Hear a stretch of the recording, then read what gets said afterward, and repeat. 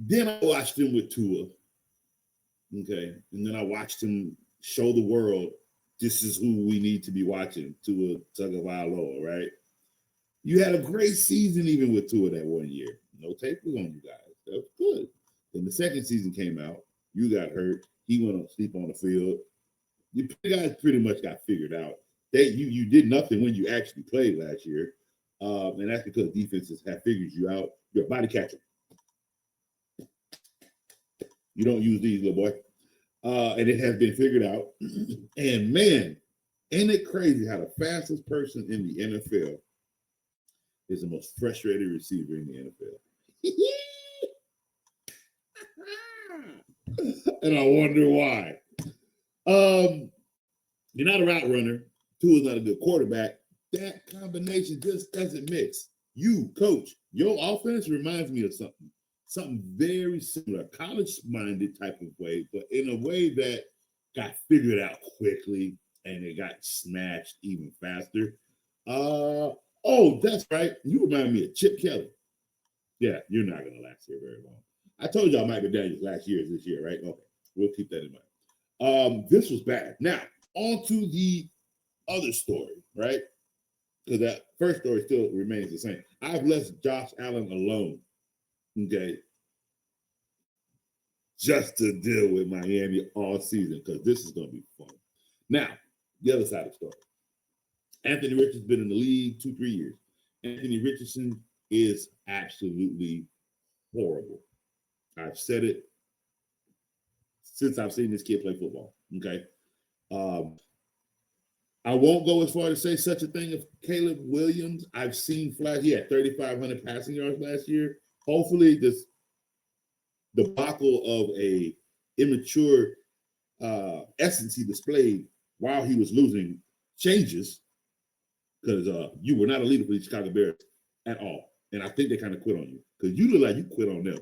It looked like when the game got tough, we're going to get to you. Hold on. Let's stay on track. We're going to get back to you, Chicago. So Anthony Richardson for the past 2-3 years for me has just been hot garbage, okay? He stays hurt. He has not been a positive impact for the Indianapolis Colts, right? Then the quarterback, Daniel Jones, he was available. Daniel Jones isn't a bad quarterback now. Is he a great quarterback? He's not a bad quarterback. He's good enough to take the job away from Anthony Richardson. And that's exactly what I told y'all he was going to do. And that's what he did. And you, Miami, let Daniel Jones, right, in his first game with a new team, put 33 points on you. And it's not even a fact that it's your offense that plays so bad. People kept on telling me about this foolish Miami defense. It is ass. Okay, and it's been that way for a few years now. Okay, it was their high-powered, somewhat of an offense that made it look like it wasn't. No, they have not had a defense since Mike McDaniel has been this coach. This defense has been horrible. And boy, in week 1, did they not look any better. Again, I gave Miami Dolphins 7-8 games. They were supposed to win this one. This is pretty bad. So, no bueno for the Miami Dolphins. But we did get the game right, picking the Colts. Look at the Philadelphia Eagles and the Dallas Cowboys. Like I said, like I've told you guys for years, I don't know why it's this way. Cowboys don't win in week 1. They just don't. Okay. It was a good game. Dak didn't make any mistakes. CD was catching a lot of balls until, I get it, the balls that were supposed to count. One was very catchable, and one was catchable. I get it. He didn't catch him. All right. But the Philadelphia Eagles are going to have trouble. They're going to win a lot of football games. I still got them winning 12 games. But Philly's going to actually have some problems. You know why? That secondary is ugly. It's old. It's old. They have no depth back there, and good quarterbacks are going to torch them. Now, they just may have enough in them as a team to win the football game, That's not going to vote well for them in the playoffs. Okay, that's what I said. 12 wins in the regular season is fine.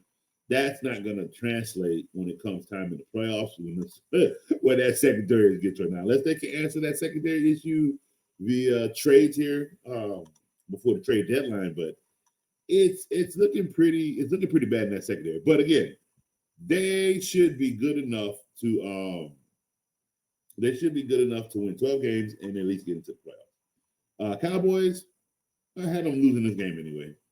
Okay.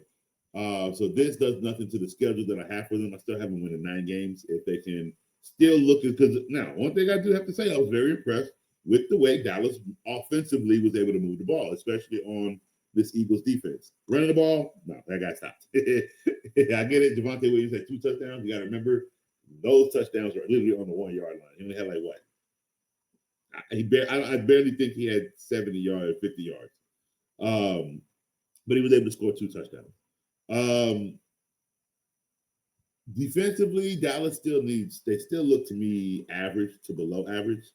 Hopefully that kind of irons out as defenses get up under their feet. But I got the win for Philly. Now we move on to the Chargers. That was a good game. Here's the thing. If you thought the Kansas City Chiefs had plans to go to Brazil, okay, and win a football game, no. I'm not saying they went up there to lose a football game, but they had a very vanilla offense. And then their receiver got hurt by their tight end. It was just one of those, all right, it was one of those things where it's like, all right, we're really not going to sit here and like beat ourselves up in Brazil over this football game. You know what I mean? It was a good game. If they could have won it, being vanilla, they would have taken the win. And I don't know a lot of teams that are not home that really extend their playbook. You understand what I'm saying? They're going to play vanilla. This was a vanilla game. It was a vanilla game on the Chargers side. The difference was Chargers had more power on offense. And like I told you guys, this was going to be their year to take the division. They're starting off on a wonderful foot.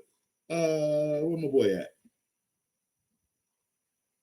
Where them game stats? There we go. Herbert.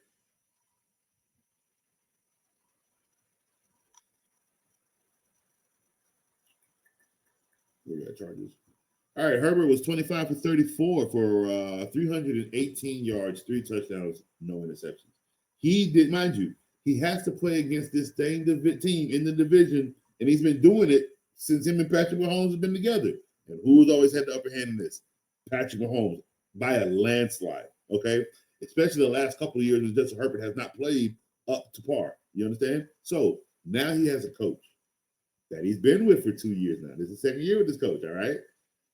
Offense has been the same. They got some running back help. They're working on the defense. The Chargers came out and they beat up vanillally on the Chiefs with the 300. Last time you showed me Herbert with over 300 yards on the Chiefs defense. This is a sign of a division takeover. Understand that, and that's exactly what they're going to do. So kudos to the Chargers for a wonderful week 1 win. And I did get that game right because I picked the Chargers over the Chiefs. And I called that game by 6. Yes, sir. I called the Eagles game I had that one 24-17. So Eagles with that, Cowboys with the extra field goal. Messed that one up. Let's see who's up next. Who had another great game? Or not great, but who else did we watch this weekend? We watched everybody.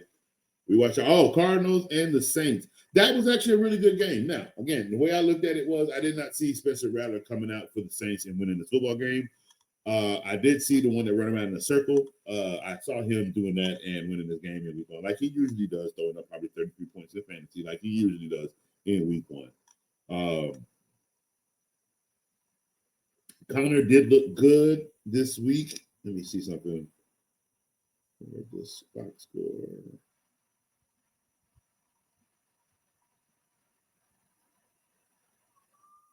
Okay. So this is where it's important to mention. I talked to you guys about when we talk fantasy about James Conner. All right. I did not drop James Conner. I did not drop him from where he was in the rankings. He was perfectly ranked. But here's what I did do. We were not leaving Trey Benson at the bottom. We raised him up, and I explained to you guys to take Trey Benson. Even if you can handcuff him behind Conner,